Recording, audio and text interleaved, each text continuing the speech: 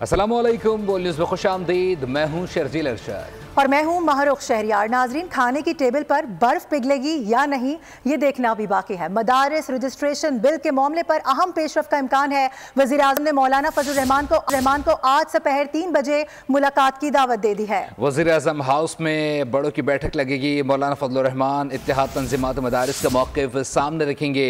मौलाना अब्दुल गफूर हैदरी और सेनेटर कामरान मुर्तज़ा भी मौलाना के हमरा होंगे। आपको अपडेट कर रहे हैं। मदारिस रजिस्ट्रेशन बिल के मामले पर आज अहम पेशरफ का इम्कान है। वज़ीर आज़म ने मौलाना फजल रहमान को आज दोपहर 3 बजे मुलाकात की दावत दी है। वज़ीर आज़म हाउस में बड़ों की बैठक लगेगी। मौलाना फजल रहमान इत्तेहाद तंज़ीमात मदारिस का मौक़िफ़ सामने रखेंगे। मौलाना फजल रहमान के हमरा मौलाना अब्दुल गफूर हैदरी और सेनेटर कामरान मुर्तज़ा भी है। मदारिस रजिस्ट्रेशन बिल का ऊंट किस करवट बिठाया जाए, इस पर गौर करने के लिए आज वज़ीर आज़म हाउस में बड़ों की बैठक लग रही है। वज़ीर आज़म शहबाज शरीफ ने JUI सरबराह मौलाना फजल रहमान को मुलाकात की दावत दे दी। मौलाना इत्तेहाद तंज़ीमात मदारिस का मौक़िफ़ वज़ीर आज़म के सामने रखेंगे। तबादला ख्याल होगा। मदारिस रजिस्ट्रेशन बिल के नुकात पर बात होगी। कोई हल निकालने की कोशिश की जाएगी। मौलाना अमान ने वादे कर चुके हैं कि मदारिस बिल अब एक्ट बन चुका है, कोई तरमीम कबूल नहीं करेंगे। अगर ये बात ना मानी गई तो फिर फैसला अवान के बजाय मैदान में होगा। उधर सेनेटर कामरान मुर्तज़ा ने भी मौलाना फजल रहमान और वज़ीर आज़म की मुलाकात की तस्दीक कर दी है। मीडिया से गुफ्तगू में कहा कि आज मौलाना मुलाकात के लिए जाएंगे। मुल्की मईशत के मुताबिक सबको सोचना चाहिए। PTI की जानिब से मुलाकात का पैगाम अभी तक नहीं आया। बात वही सोसाइटी रजिस्ट्रेशन एक्ट में अमेंडमेंट के हवाले से, तो उसी पे जो है ना पिछले हफ्ते भी या 10 दिन पहले भी एक दावत मिली थी। उस दिन मौलाना DI खान में थे, अभी कल जो है ना उन्होंने बुलवाया है। तो मेरा ख्याल है कि आज जाएंगे 3 बजे के लगभग और मौलाना साहब की मुलाकात है। देखते हैं उसमें क्या होगा। जो इशू है वो कोर इशू है, वो तो यही है। इस आप क्या समझ रहे हैं, आज मामला हल हो जाएंगे? अल्लाह करे, मैं दुआ गो हूँ कि अल्लाह करे कि मामला जो है ना आसानी से हल हो जाए और इस इशू से जो है ना दोनों पार्टियाँ जो है निकले और आगे चले और कोई बेहतर रास्ते पे। वरना अगर बेहतर रास्ते पे न चले तो नुकसान तो मुल्क का हो रहा है और ये नुकसान जो है ना हर रोज़ बढ़ता जाएगा। हुकूमत और पाकिस्तान तहरीक इंसाफ के मुज़ाकरात की जानिब पेशरफ्त। मुज़ाकराती अमल को बाज़ाब्ता शुरू करने की तैयारी की जा रही है। स्पीकर ऑफिस ने इतवार तक हुकूमती मुज़ाकराती कमेटी की तश्कील की उम्मीद लगा ली है। हुकूमत और पाकिस्तान तहरीक इंसाफ बातचीत की जानिब बढ़ने लगे। स्पीकर ऑफिस ने इतवार तक हुकूमती मुज़ाकराती कमेटी की तश्कील की उम्मीद लगा ली। मुज़ाकराती अमल को बाज़ाब्ता शुरू करने की तैयारी की जा रही है। बैरिस्टर गौहर अली खान और असद कैसर को अगले मरहले से आगाह कर दिया गया है। कल से इस पर काम शुरू हो जाएगा। PTI ने मुज़ाकरात शुरू करने के लिए TORs पर मुशावरत शुरू कर दी है, जिसके बाद TORs स्पीकर के हवाले किए जाएंगे, जिसके बाद स्पीकर अयाज सादिक PTI के TORs हुकूमत को भेजेंगे। फिर हुकूमत अपनी मुज़ाकराती कमेटी से स्पीकर को आगाह करेगी। सियासी अदम इस्तेहकाम के खात्मे के लिए स्पीकर कौमी असम्बली ने एक मरतबा फिर से खिदमात पेश कर दी है। जोर दिया कि मसाइल का हल मुज़ाकरात के सिवा कुछ नहीं है। अयाज सादिक ने स्पीकर्स कॉन्फ्रेंस से खिताब में कहा कि अपनी असम्बलीज को मजबूत बनाना होगा। स्पीकर्स कॉन्फ्रेंस में सबके तजुर्बात से बहुत कुछ सीखने को मिला है। सियासी अदम इस्तेहकाम के खात्मे के लिए तमाम लोग एक पेज पर नजर आने लगे हैं। हुई है, इससे हौसला मिलता है कि पाकिस्तान में जो पोलराइजेशन है वो खत्म होने के चांसेस बहुत ज्यादा हैं। तो मेरी गुजारिश ये होगी, हम लोगों पे अब जिम्मेदारी इस स्पीकर्स कॉन्फ्रेंस के बाद और बढ़ गई है कि हम अपनी अपनी पार्लियामेंट्स को, अपनी अपनी असेंबलीज को और ज्यादा फाल बनाएं और हम facilitators of dialogue between government and opposition को ज्यादा फरोग दें जाके। ये सारे जो मेंबरान ट्रेजरी और ऑपोजिशन के हैं, ये हमारे कोलीग्स हैं, दोस्त हैं, भाई हैं। हमें सियासत को एम्फेसिस करना चाहिए इश्यूज के ऊपर और सिर्फ जातियात को डिस्करेज करें, जो करते भी हैं और इंशाल्लाह और करेंगे। ट्रैफिक पुलिस को मुंह चढ़ाता हैवी ट्रैफिक जिंदगियां रोंदने लगा है। 24 घंटे में 5 जाने ले गया है। रात गए कोरंगी में बाप बेटे को कुचल डाला। आपको बताएं कि बल्दिया और मंगोपीर में भी ट्रक की टक्कर से 3 अफराद जाम बहक हुए हैं। इससे कबल लियाकताबाद में डंपर ने 7 साल अफान को मार डाला था। दिसंबर में हादसात से अमवात की तादाद 74 तक जा चुकी है। कराची की सड़कों पर तेजी से रुनुमा होते हादसात और उनमें बढ़ता जानी नुकसान। पुलिस रिकॉर्ड अमवात की तादाद 518 बताता है। तहकीकात में सामने आया ट्रक की जद में आकर 71, ट्रेलर से 69, वाटर टैंकर से 49, डंपर की जद में आकर 32 अफराद जान की बाजी हार गए। बस की जद में आकर 24, मिनी बस से 25, मुसाफिर कोच का शिकार होने वाले 10 अफराद ने जान गंवाई। मोटरसाइकिल की टक्कर से होने वाले हादसात में 37 अफराद की जान गई। ऑयल टैंकर से 10, कार और जीप वगैरह के हादसात में 43 अफराद जान बहक हुए। रिपोर्ट के मुताबिक मोटरसाइकिल पर सफर करने वाले 294 अफराद हादसात का शिकार होकर जान से गए। पैदल चलने वाले 13 अफराद भी जिंदगी से हाथ धो बैठे। दीगर सवारियों में मौजूद 91 अफराद की भी ट्रैफिक हादसात में जान गई। हादसात के एतबार से कराची का जिला गरबी, वस्ती, मलीर और कोरंगी खतरनाक मुकामात साबित हुए। जिला गरबी में पेश आए 146 हादसात में 161 अफराद जान से गए। 125 हादसात में 130 अफराद के जान बहक होने पर जिला मलीर का दूसरा नंबर रहा। जिला कोरंगी की सड़कों पर रुनुमा हुए 63 हादसात 70 अफराद की जान जाने का सबब बने। जिला बस्ती में 50 ट्रैफिक हादसात के दौरान 52 अफराद की जान चली गई। शहर के बड़े सरकारी अस्पतालों, अब्बासी अस्पताल, जिन्ना अस्पताल और सिविल अस्पताल समेत रेस्क्यू इदारों से हासिल होने वाले रिकॉर्ड के मुताबिक 770 से जायद शहरी जान से हाथ धो बैठे। खुरम गुलजार, बोल न्यूज, कराची। नाजरीन, ख्वाब गफलत में सोते हुए हुक्मरान नाअहली या गफलत इसे क्या कहा जाए। गुज़िश्ता रात भी इंतहाई दर्दनाक अफसोसनाक वाक़या रूनुमा हुआ जब एक इकलौता 3 साला बच्चा अपने बाप के साथ मोटरसाइकिल पर जा रहा था। लाइट्स ना होने की वजह से एक टक्कर हुई है, उसकी हादसे का वो शिकार हुआ है। डंपर से, ट्रैक्टर से वो टकराया है और उसके बाद दोनों बाप बेटे जाम बहक हो गए हैं। इस वक्त क्या सूरत हाल है, हमारे नुमाइंदे हमारे साथ मौजूद हैं, उनसे बात करेंगे। और सिर्फ अगर बात की जाए माह दिसंबर की तो इन हादसात में 75 से ज़्यादा अफराद जाम बहक हुए हैं। खुरम गुलजार से तफसीलात जान लेते हैं। खुरम, अपडेट कीजिएगा। जी बिल्कुल, गुज़श्ता रात एक अफसोसनाक वाक़या पेश आया जिसमें एक मोटरसाइकिल जो है वो एक ट्रॉलर से जा टकराई। इस हादसे में बाप और बेटा जो है वो मौके पर ही जाँ बहक, जबकि खातून जो है वो उसमें ज़ख्मी हुई थी। जाँ बहक होने वाले रिजवान के भाई हमारे साथ मौजूद हैं, हम इनसे जानते। सर, ये हादसे कैसे हुआ, क्या इत्तला मिली, और 2 साल का बच्चा भी इसमें उनका जाँ बहक हुआ है? सर, वो ट्रॉलर आगे खड़ा हुआ था, पीछे से एक ट्रॉलर ने हिट करा उसको, तो बच्चा तो जाके अंदर घुस गया। उसके पूरे देखा नहीं जा सकता, बच्चे की शक्ल ऐसी ख़राब हुई है कि देखा नहीं जा सकता। और भाई तो हमारा उसी वक्त ऑन द स्पॉट हो गया। उसके ना खून निकला ना कुछ निकला, कुछ भी नहीं, समझ में नहीं आया कि हुआ क्या, और बेचारा वहीं दम तोड़ दिया उसने। अच्छा, रिजवान जो है वो आपके भाई करते क्या थे और इनके कितने बच्चे थे? जॉब करते थे, एक ही बेटा था, जॉब करते थे। अहले खाना इस वक्त छीपा सख्त खाने पे मौजूद हैं। अब से कुछ देर बाद यहाँ से उनकी बॉडी वसूल की जाएगी, जिसके बाद उन्हें सुपुर्द खाक किया जाएगा। अपडेट करने के लिए नाजरीन, रोज़ बरोज़ बढ़ते वाक़यात हैं, ऐसे में यकीनी तौर पर किसी का मौक़िफ़ आना बहुत ज़रूरी है। हमने रब्ता किया है, ऑल पाकिस्तान ट्रांसपोर्ट एसोसिएशन से हमें ज्वाइन कर रहे हैं हाजी लियाकत महसूद साहब। सर, बहुत शुक्रिया बोल न्यूज़ को वक्त देने के लिए।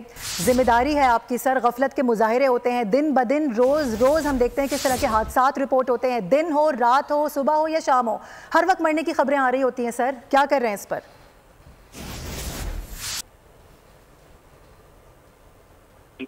हेलो जी लियाकत साहब, आवाज़ आ रही है आपको मेरी? मुझे सुन सकते हैं? जी बिस्मिल्लाहिर्रहमानिर्रहीम। हमारा जो डैम्पर ट्रांसपोर्ट का मसला है, डैम्पर ट्रांसपोर्ट आपको भी पता है, हम तो तमीराती काम कर रहे हैं, तो कंस्ट्रक्शन के काम कर रहे हैं। तो अभी हमारा कम से कम 30 तारीख से लेकर आज 20 तारीख से हमारा तो कम से कम 60-70 लोग बेरोजगार है। जो हमारा डैम्पर नोकल गाड़ी है, इसमें जो जगह पे पहले भी बंद था, जिस तरीके से शरा फैसल, और शाम को सुबह 6 बजे से लेकर रात को 11 बजे तक वहाँ तो हमने गाड़ी नहीं चलाया जिस तरीके से, और जो सदर भी है कोई और जगह भी था। देखो, हमारा एक्सीडेंट तो सिर्फ हमारा डैम्पर का भी नहीं है, एक्सीडेंट का ज्यादा ना ज्यादा मोटरसाइकिल का आपस में भी होगा। लेकिन जो मेरे नहीं लियाकत साहब, जो हम रिपोर्ट कर रहे हैं उसमें ज्यादातर जो हादसा हुए हैं वो डंपर से, ट्रैक्टर से या हैवी ट्रैफिक से हुए हैं। नहीं, सबसे कम सबसे कम मसला तो डैम्पर से भी है, वो तो ज्यादा ना ज्यादा मोटरसाइकिल का आपस में एक्सीडेंट होगा। आपको भी पता है अभी 2024 में ये आपस में मोटरसाइकिल का 57% तो मोटरसाइकिल का आपस में एक्सीडेंट हो गया। तो हमारे जो डैम्पर है, जो डैम्पर तमीराती काम कर रहा है, शहर के अंदर जितना कचरा भी है, शहर के अंदर जितना मलबा भी है, और शहर के अंदर रोड भी बनेगा और बड़े बड़े सर बहुत माजरत, लेकिन हम ये सारी चीजें सिर्फ सड़कों की मरम्मत पे नहीं डाल सकते। मैं आपको बता रहा हूँ लेकिन दूसरी बात तो ये है, जो शहर के अंदर जो जगह और जगह पे गड्ढे हैं, तो उस गड्ढे के वजह से भी रश भी बनेगा, मोटरसाइकिल वाले का जल्दी भी होगा। हमारे साथ जितना एक्सीडेंट हो गया मोटरसाइकिल का, कोई पीछे लगेगा डैम्पर के साथ, कोई साइड पे भी लगेगा। तो इस तरीके से यहाँ तो हमारे जो जगह और जगह पे गड्ढे है, तो ये गड्ढे वजह से भी रश भी होगा। तो क्या हमारा जो डैम्पर का एक्सीडेंट है इस 2024 में सबसे कम एक्सीडेंट तो हमारा डैम्पर का है। ठीक है, हाजी लियाकत महसूद साहब हमारे साथ मौजूद थे, कह रहे थे और वो मानने को तैयार भी नहीं थे कि जो हादसात वाक़यात हैं वो किस वजह से रूनुमा होते हैं। वो कह रहे हैं कि आपस में बाइकें भी टकरा जाती हैं तो ये हादसात होते रहते हैं और सारी जिम्मेदारी उन्होंने शहर पर डाल दी है, जो शहर में मरम्मती काम जारी है उस पर। बहुत शुक्रिया वक्त देने के लिए।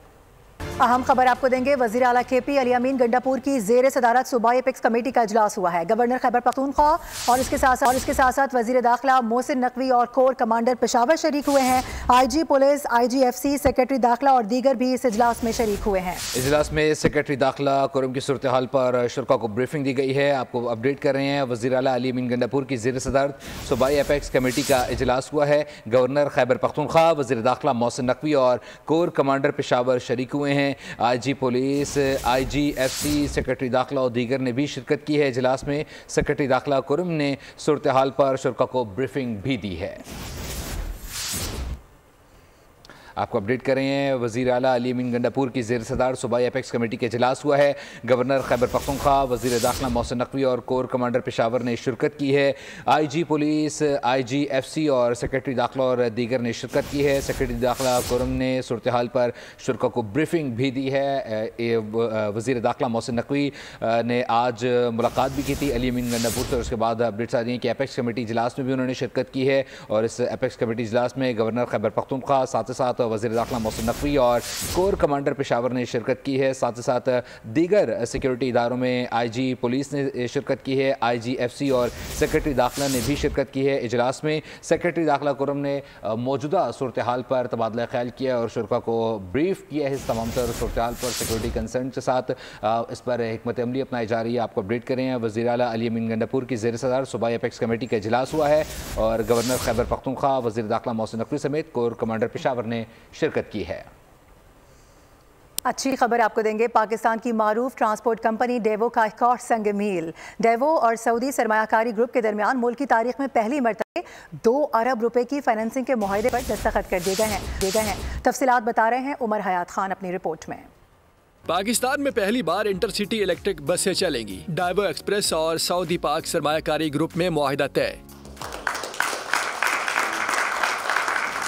सऊदी पाक ग्रुप इलेक्ट्रिक बसों के लिए 2 अरब रुपए की सरमायाकारी करेगा। सऊदी पाक और डाइवो एक्सप्रेस के दरमियान मुआहदे की तकरीब इस्लामाबाद के मुकामी होटल में हुई। ग्रुप चेयरमैन समीर चिश्ती तकरीब में शरीक हुए। इस मौके पर कॉर्पोरेट सेक्टर से ताल्लुक रखने वाले अफराद समेत दीगर भी मौजूद थे। मीडिया से गुफ्तगू में डाइवो एक्सप्रेस के CEO फैसल सिद्दीकी ने इस अज़म का इजहार किया कि आइंदा चंद साल में इंटरसिटी इलेक्ट्रिक बस सर्विस शुरू हो जाएगी। कहा कि इलेक्ट्रिक बसों के शोबे में मजीद सरमायाकारी लेकर आएंगे। आसानी देगी हुकूमत को कि वो मैंडेट कराए कि एक सर्टेन परसेंटेज जो है वो इलेक्ट्रिक व्हीकल्स की हो और फिर इंशाल्लाह अगले 8-10 साल में सिर्फ इलेक्ट्रिक व्हीकल्स ही चलें और ये डीज़ल इंजन से जिससे आलूदगी पैदा होती है वो कम से कम हो या पाकिस्तान में ना होने के बराबर हो। CEO सऊदी पाक सरमायाकारी रिजवान अहमद ने कहा, मौसमियाती तब्दीली के नुकसानात से पाकिस्तान को बचाने के लिए दीगर सरमायाकार ग्रुप सरमायाकारी करेंगे। is a combination of a Chinese producer, a Pakistani operator and DFIs joint venture countries हैं, companies हैं जिन्होंने इसको फाइनेंस किया है and अगर हम ये demonstrate कर सके कि we can do a better financing which can support the country's requirement, I think there is a lot of funding available internationally as well. Regional head north पाक ओमान सरमायाकारी मोहम्मद सईद राना का कहना था कि पाकिस्तान में शहरों के दरमियान इलेक्ट्रिक बसों के चलाने का फैसला ताज़ा हवा का पहला झोंका है। तो ऑब्वियसली जिस तरह हमारी फेडरल गवर्नमेंट इस वक्त इनिशिएटिव ले रही है और जिस तरह डेवो की मैनेजमेंट ने ये इनिशिएटिव लिया है, it's a very good transaction और लैंडमार्क है। और obviously we are expecting in the near future ये बसेज इंटरसिटी से इंट्रा सिटी और फर्दर फिर अक्रॉस द कंट्री ऑपरेट करेंगी। तकरीब के इख्तिताम पर चेयरमैन समीर चिश्ती ने शुरका को एजाजी शील्ड तकसीम की। पाकिस्तान को मौसमियाती तब्दीलियों के नुकसान से बचाने के लिए इंटर इलेक्ट्रिक बसों का आगाज खुशाइंद है। इस शोबे में मजीद सरमायाकारी की गुंजाइश भी मौजूद है। पाकिस्तान को मौसमियाती तब्दीलियों के खतरात से बचाने के लिए इसी तरह के प्रोजेक्ट्स का आना ज़रूरी है और हम देख रहे हैं कि मुस्तकबिल में इसी हवाले से बड़े पैमाने पर सरमायाकारी भी मुतवक्के है। दीगर ग्रुप भी पाकिस्तान में इलेक्ट्रिक व्हीकल्स में सरमायाकारी करने के लिए तैयार हैं। कैमरामैन शब्बीर अहमद के साथ उमर हयात खान, बोल न्यूज़, इस्लामाबाद। कराची में ख़वातीन को हिरासा करने के वाक़यात थम नहीं रहे। फेडरल बी एरिया में एक और अफसोसनाक वाक़या पेश आया है। उबाश नौजवान ख़वातीन के लिए दर्द सर बन गया है। वीडियो मंजर आम पर आ गई है। मोटरसाइकिल सवार उबाश नौजवान ने गली से गुजरने वाली 2 तालिबात का रास्ता रोका और नाजेबा हरकत शुरू कर दी। वीडियो में इसी दौरान खातून को भी गली से गुजरते हुए देखा जा सकता है। मंजर आम पर आने वाली वीडियो में मुलजिम का चेहरा भी वाज़ेह है। पुलिस के मुताबिक फुटेज कब और कहाँ की है, इससे मुताल्लिक तहकीकात जारी हैं। और नाजरीन, क्या आप भी जब कुछ सर्च करते हैं तो आपका मोबाइल ऐसे ही ब्लैंक शो होता है? आपको बता दें कि दुनिया भर में बर्क रफ्तार और पाकिस्तान में कछुए की चाल। मुल्क में इंटरनेट सार्फिन जब ऑनलाइन आते हैं तो मेरी तरह परेशान हो जाते हैं। आपको ये भी बता दें कि दुनिया में ऐसे ममालिक भी हैं जहां इंटरनेट दौड़ता नहीं बल्कि उड़ता है। क्या आपका इंटरनेट चल रहा है तो इतना मर क्यों रहा है? ये वो सवाल है जिसका आधे से ज्यादा पाकिस्तान हो चुका है। तमाम दुनिया में कुछ ऐसे ममालिक भी हैं जहां इंटरनेट 250 मेगाबिट्स फी सेकंड की रफ्तार से भी ज्यादा तेज चलता है। साल 2024 में सबसे तेज रफ्तार ब्रॉडबैंड इंटरनेट के हामिल ममालिक में मुत्तहिदा अरब इमारात सरे फहरिस्त रहा, जहाँ औसत स्पीड 297.62 मेगाबिट्स फी सेकंड है। दूसरे नंबर पर सिंगापुर है, जहाँ मोबाइल इंटरनेट की रफ्तार 297.57 है। पेरिस में तीसरे नंबर पर हांगकांग है, जहाँ ये रफ्तार 280 मेगाबिट्स फी सेकंड्स है। पेरिस में 265.62 मेगाबिट्स के साथ चिली चौथे नंबर पर है। 5वें नंबर पर अमेरिका, जबकि छठे पर थाईलैंड बिलतरतीब 242.27 मेगाबिट्स फी सेकंड्स और 232.15 मेगाबिट्स फी सेकंड्स के साथ मौजूद है। जारी फेहरिस्त में 7वें और 8वें नंबर पर डेनमार्क मौजूद है। टॉप 10 में आइसलैंड 219.32 मेगाबिट्स के साथ 9वें दर्जे पर मौजूद है। और इंटरनेट सुस्त होने से ऑनलाइन काम करने वाले की मुश्किलात में भी इजाफा होने लगा है। फ्रीलांसर्स और आईटी इंडस्ट्री के साथ साथ बाइक और करीम जैसी सर्विस भी मुतासर होने लगी है। हमारे नुमाइंदे मलिक सईद अवान इस वक्त बाइक राइडर्स के हमरा मौजूद हैं। उनको किन मुश्किलात का सामना है जानते हैं मलिक सईद अवान से। सईद, अपडेट कीजिएगा। बिल्कुल, मुल्क में जो है वो सुस्त है और उसके सुस्त होने की वजह से फ्रीलांसर तबका, आम आसारफ भी, मुख्तलिफ इंटरनेट से रिलेटेड ऐप चलाने वाले लोग हैं वो मुतासर हैं और उनके रोज़गार में भी बहुत ज़्यादा जो है वो प्रॉब्लम्स पैदा हो रही हैं। सर जी, इंटरनेट स्लो होने की वजह से आपको किन मसाइल का सामना है? बहुत मसाइल है। टारगेट भी जो हमारे को ऐप आ रही है उसको स्लो है होने की वजह से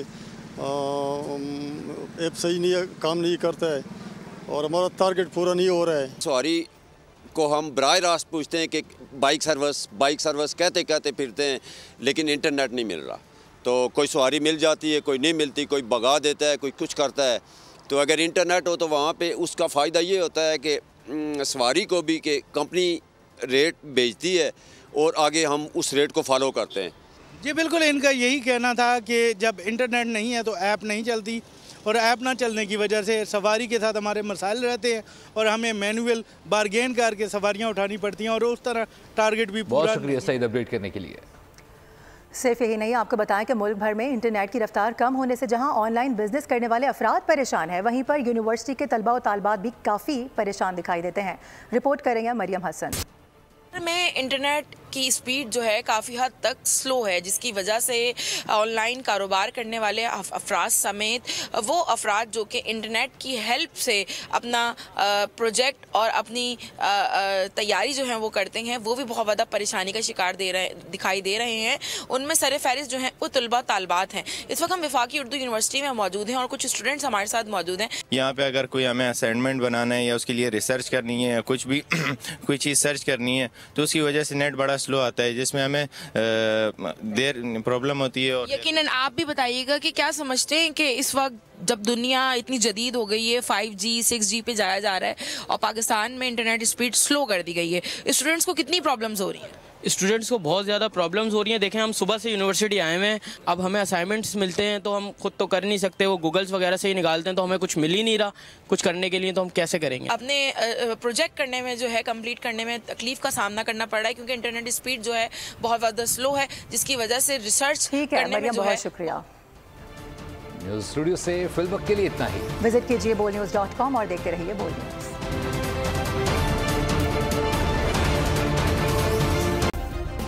सब्सक्राइब करें और बेल दबाएं ताकि कोई खबर रह न जाए।